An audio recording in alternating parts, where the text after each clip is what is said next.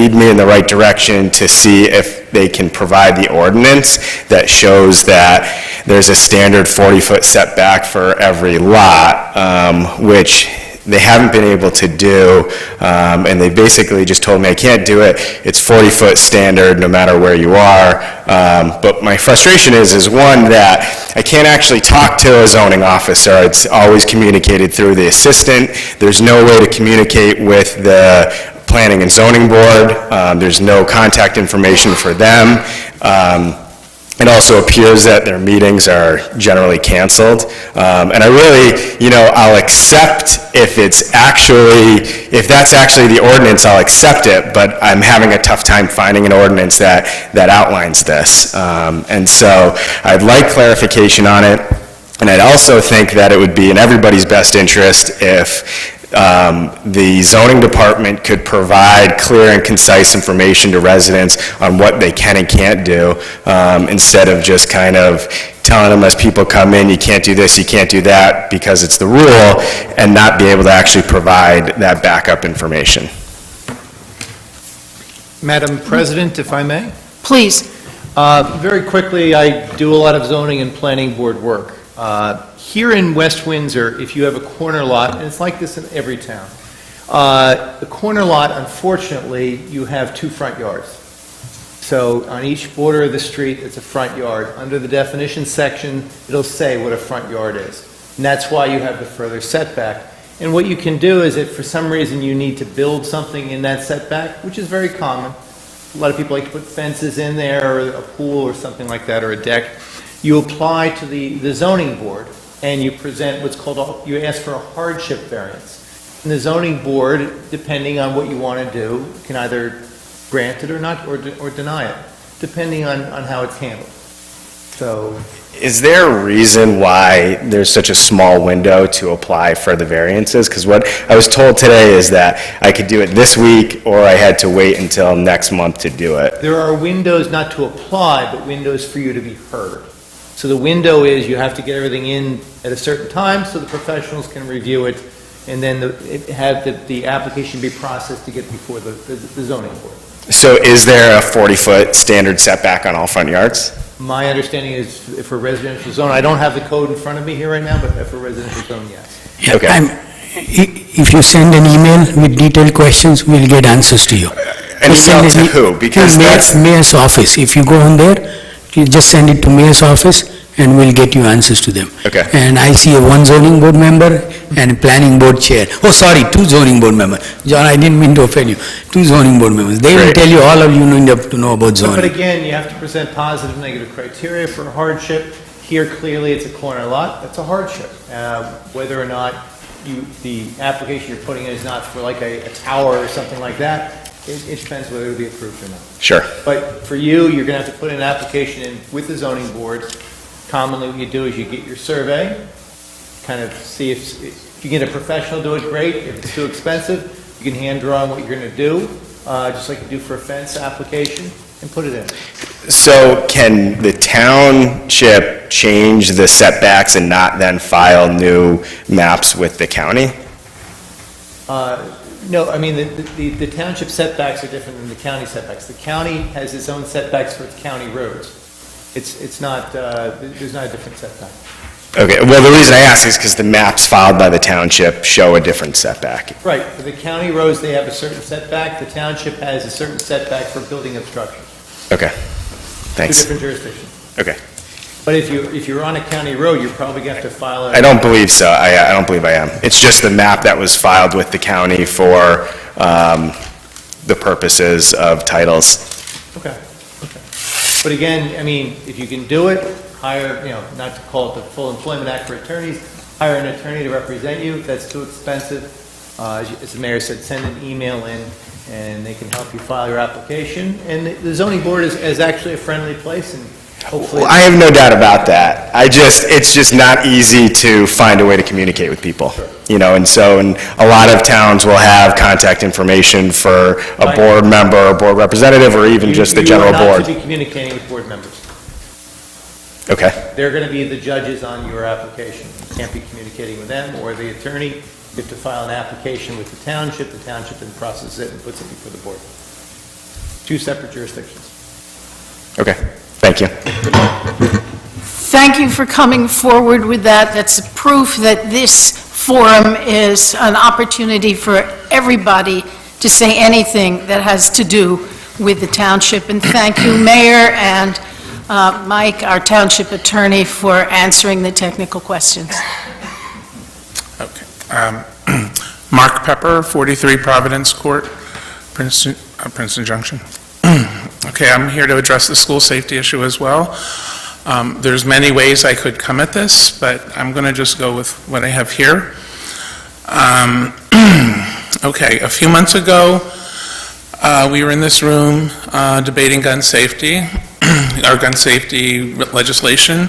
The mayor and two of the council members and other naysayers were criticizing the cost of debating in town council what I consider the right way to improve gun safety for our schools and society in general, namely voicing our support for sensible gun safety laws to be enacted at both the state and federal level by passing a meaningful resolution, which we did. And it was a lively debate. I'm sure people remember it. Okay, so now many of those same people and others are basically embracing or sort of falling in line with the NRA tactics of preying on people's fears and promoting more guns in schools, no less, to address safety issues. If politicians like our former Governor Chris Christie hadn't continually blocked enacting sensible gun laws for all the years he was in office and before, many of the mass shootings so many are afraid of could very well have been prevented, and we quite possibly wouldn't even be having this debate. The promoters of resource officers not only have given into fear, but also would rather take what I consider the easy and less effective way out of promoting a Band-Aid solution for a very complex issue. Yes, it's much harder to rally the troops and convince people that the only way to solve the gun culture, the gun violence problem, is to effect fundamental changes to our society. But it can be done, as we all know. It just takes a lot more work.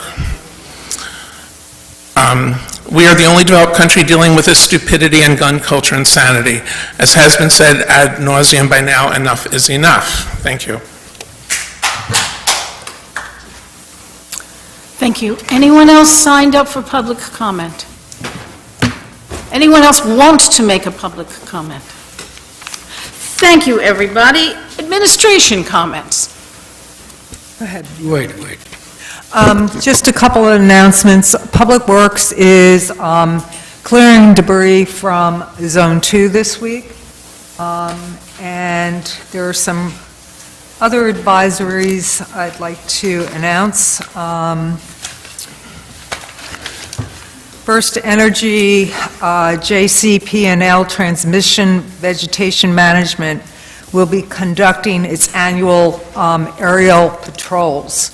Patrols are intended to identify conditions that may be a threat to the safety and reliability of the electric transmission systems. There will be a helicopter. There may have been a helicopter in the air July 9th, which was today, through July 10th. And the pilot will be in communication with local airports. So if you see a helicopter traveling about 35 to 40 miles an hour above or alongside the power lines, and they may circle closer for a closer inspection, don't be alarmed. The helicopter is black in color, and its tail number is N371EE. We occasionally get calls into police dispatch about helicopter activity, especially over Mercer County Park. The next advisory has to do with Alexander Road, North Post Road roundabout repairs on or about this Wednesday, weather permitting. And I believe the weather is going to cooperate. Maintenance repairs to that area, the roundabout, will occur on or about Wednesday, and Because of the work that needs to be done, the area and roadway will be closed to through traffic between the hours of 9 a.m. to 4 p.m., with traffic detoured using Princeton Heights Town Road, Clarksville Road, Meadow Road, and Bear Brook Road. There are maps of the detours posted under current news on the Township website. The road will reopen to normal traffic after that time. The estimated time of the project is 1 day to complete. And should it rain, the work would then take place on Thursday instead of Wednesday. I know we had a resident complaining about the road conditions at Penlisle and Woodmere. The work is supposed to, that roadway where the potholes are will be addressed this coming week or early next week. So fortunately, our engineer had that on the list, and that area where we've heard about the craters that have formed will be dealt with as well. That's all I have. Thank you. First, I would like to start by wishing my wife happy birthday. Thanks for allowing me to attend tonight's meeting. But so far in life, she has only reached half sainthood. So at some point, I have to leave. Otherwise, I have to sleep in the garage tonight. So I'll keep my comments brief. I'd like to thank DPW, Police Department, and volunteer firefighters for the way they handled the last week's storm. The storm picked on West Windsor and caused a lot of damage in very narrow area, especially along 571. When I came home around 7:38, I saw both the police and volunteer firefighters managing traffic along 571, and the DPW crew and police worked on July 4th holiday to clear as many roads as possible. So we appreciate all their service. The Cranberry Road Bridge and one of the two traffic lights is now working. I have driven there several times. Everything seems to be working fine. The test will come when the second light is operational and when the school opens in September. And I'm aware that some of the PNL customers lost power again last week, and a few people have complained about it. We keep working with JCPNL, but most of the causes of the outages are outside of West Windsor, so we have very little control about that, but we keep working with them on that. So thank you. Thank you. Council member comments, Aisha? Just a quick question for administration. Is there an update on the pagoda? And I noticed there's a pole closer to the street, and just want to make sure that that's properly secured and when that'll get fixed. We did get complete full reimbursement from the insurance company on the pagoda. We had filed a claim for the pagoda. They have designed a fix for the pagoda, and currently the hardware required to fix the pagoda is being manufactured as we speak in Pennsylvania. So we do expect the pagoda to be fixed sometime in early September. And then there was a pole just at the corner on Alexander Road at the edge of Nash Park. I'm assuming that was storm damage. Just want to make sure it's properly secured. There's yellow tape around A it. utility pole? Yeah, Okay, I'll look into it. just because it's right there where people walk. Yeah, I mean, right by the actually a sidewalk. tree fell down on that road last week, and Right. some good Samaritan, I don't know who it was, stopped and cut the tree up using his own chainsaw. So thank you to whoever who did it. Nothing further. We'll check. Thank you for bringing it to our attention. Linda? Well, my thanks to all the emergency services workers. These storms are like fast and furious, and just want to remind everyone that sometimes branches do come down on your sidewalks, and a lot of people will walk in town, and sometimes it's after dark they walk. So if you could just take a look out front, get the branches off the sidewalks. I know a lot of us pull into the driveway, into the garage, and go to the mailbox, and then we don't notice branches and stuff, but someone could trip, So just keep an eye on those kind of things. let's see, well, the shared services agreement, I'm not going to say much about it tonight because it is not on the agenda, so all of us are just listening to varying opinions on all of this. And otherwise, happy birthday to Punit, the mayor's wife. Have another great year. Okay, congratulations. Virginia? So Cranberry Road Bridge and sidewalks are looking good, and so far it seems like the traffic is not so bad. People seem to be behaving themselves. I think, I live over in that neighborhood, so we're still getting some people coming through our neighborhood. I think maybe people don't realize that the bridge is open for business yet, but so far so good, and wanted to thank everyone for that. I was also out in the storm this week. It was crazy, and my neighborhood was hit particularly hard, so I just want to thank the police, the DPW, fire department, everybody who was involved. They cleaned that up so quickly and got everything sort of passable so fast I couldn't believe it, so many thanks for that. Well, I'd also like to thank the police and the DPW and everybody else who worked on the storm. My children came and said, you can't go here, it's blocked, you can't go there, and there are police directing traffic, and the next time I went out, it was perfect. So everything was done beautifully, and I have walked the Cranberry Road sidewalk, and it is beautiful, and everybody has been doing a fantastic job. One little caveat, I think I say this about once a month, once the branches come down on your property, please wait until a week before the pickup is scheduled before you put them out on the street.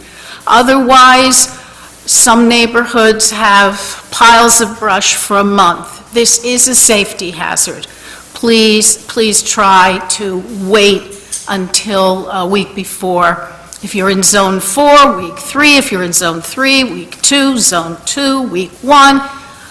Zone 1, the last week of the previous month. So, thank you. Gay, do you have any? No, ma'am. We have no public hearings, so we're up to the consent agenda. We have the minutes of June 11th, 2018 closed session as amended, and the bills and claims. Do I have a motion? So moved. Second. Could we have a roll call vote? Jeevers? Yes. Hamilton? Yes. Manzara? Yes. Miller? Yes. Recommendations from administration and council and clerk. 2018 R160, establishing the West Windsor sewer rate for 2018. 2018 161, granting reservation of sewer capacity and authorizing the execution of the treatment works approval permit application to the New Jersey Department of Environmental Protection for the project known as Woodstone, PB 1708. 2018 R162, granting reservation of sewer capacity and authorizing the execution of the treatment works approval permit application to the New Jersey Department of Environmental Protection for the project known as Princeton Ascend, PB 16-05. 2018 R163, authorizing the mayor and clerk to execute contract amendment number 1 with Aurora and Associates for supplemental work for the project known as West Windsor Capital Improvement Project for an additional $23,120. 2018 R164, authorizing the mayor and clerk to execute a contract with Earl Asphalt Company for the Alexander Road Reconstruction Phase 3 project, $274,513.33. 2018 R165, authorizing the mayor and clerk to execute a grant project agreement for the Sansoni property, parcel number 96, with the County of Mercer, Clarksville Road. 2018 R166, authorizing the clerk to approve amusement game licenses for Moss Enterprises, Craig Nelson, and Gary Lee Thomas for the Freedom Fest State Fair, July 11th through July 15th, 2018. 2018 R167, authorizing the rejection of bids for the project known as North American Rescue Emergency Medical Service Ballistic Protection and Mass Casualty Incident Kits, or brand equivalent, and authorizing the rebid of said project. 2018-R168, authorizing the rejection of bids for the project known as Manufacture of Brush Fire and authorizing the rebid of said project. Does anybody want to pull anything from this group of resolutions? I have a question on 165. Please ask it. So it's great that this property is being purchased with open space funds. So I just wanted to understand from the mayor and administration if there were plans for is there any plan to use this property for anything within the scope of the open space grant? Right now, the only plan is to farm it, if you're interested. I'm looking for farming. My farming skills are up there with my cooking skills, so.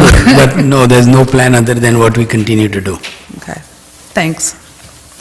Then do I have a motion for the recommendations from administration and clerk? So moved. Second. Roll call vote? Jeevers? Yes. Hamilton? Yes. Manzara? Yes. Miller? Yes. Introduction of ordinances. Okay. 2018-19, an ordinance to amend Chapter 44 of the Code of the Township of West Windsor entitled Bingo and Games of Chance. I'd just like to note that these changes are made to make us consistent with the regulations of the state of New Jersey. Yes, ma'am. So do I have a motion to introduce? So moved. Second. Roll call vote? Jeevers? Yes. Hamilton? Yes. Manzara? Yes. Miller? Yes. On ordinance 2018-20, there is one minor change on page 106 of your book. It would be the manager of fire and emergency services, so we're adding fire and, that was not in the original. So 2018-20, an ordinance to amend and supplement chapters 200, 82, 4, and 1 of the Code of the Township of West Windsor by eliminating the Site Plan Review Advisory Board, SPRAB, and replacing it with the Technical Review Committee, TRC. Yes, the mayor came up with this idea. The idea is to get applications coming into West Windsor in a more expeditious fashion to make us more attractive to developers. We'll see if it works. So do I have a motion to introduce? So moved.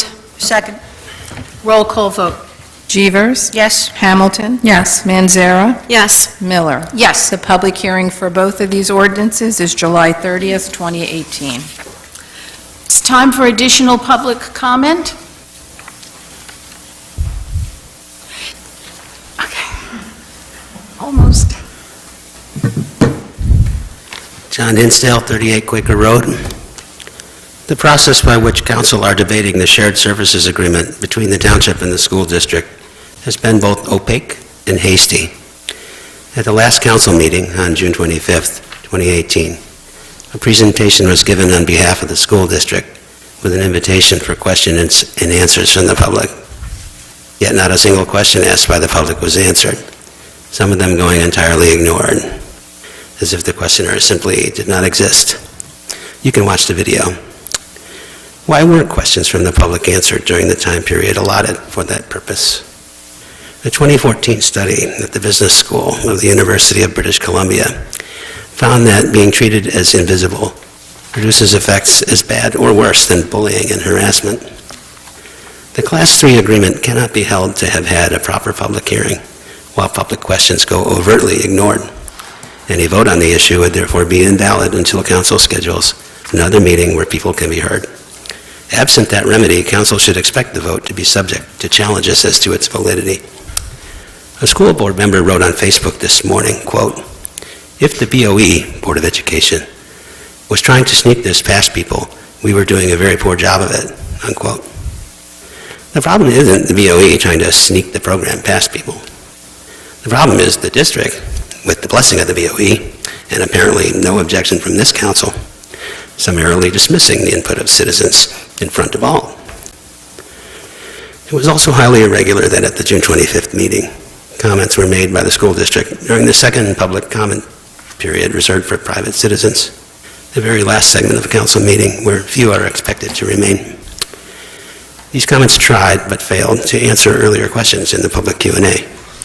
I ask again, why weren't questions from the public answered during the time period allotted for that purpose? And why not in the capacity of a representative of the school district who was there specifically for that purpose? It is hard not to view this process as designed deliberately to disenfranchise the taxpayers who are paying for all this.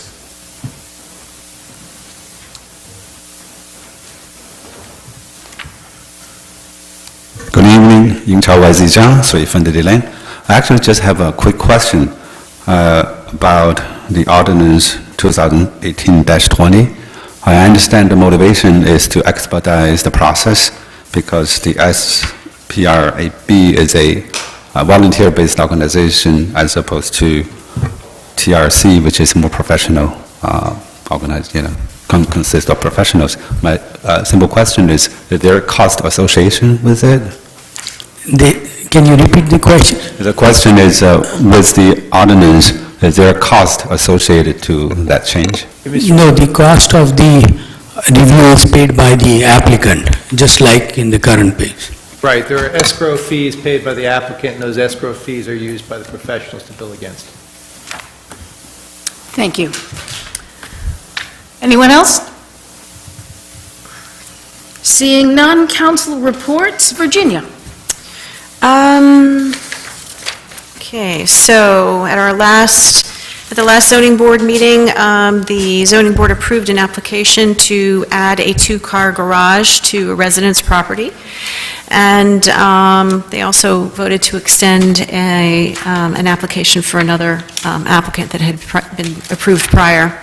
The next zoning board meeting, I believe, is July 26th. And we have not had a rec commission meeting yet this month because of the July 4th holiday, so we will be meeting July 24th. If anyone would wish to come, it's in the other building next to the post office. Yeah, thanks. Thank you. Linda? Planning Board will meet this Wednesday, July 11th, to hear a presentation from the WWP School District on capital projects. Aisha? Nothing. The Affordable Housing Committee has not met since the last council meeting, and it is 20 minutes before 8, so I think... Thank you very much. I think we have time to sing happy birthday. No, that's good, yeah. Yes. All right, if you If don't... you sing, you will get me in trouble, so. Well, we wouldn't want to get you in trouble. So administration updates? Nothing. Well, in that case, do I have a motion to adjourn? So moved. Second. We are adjourned Happy birthday, Puneet. Happy birthday. at 21 minutes before 8.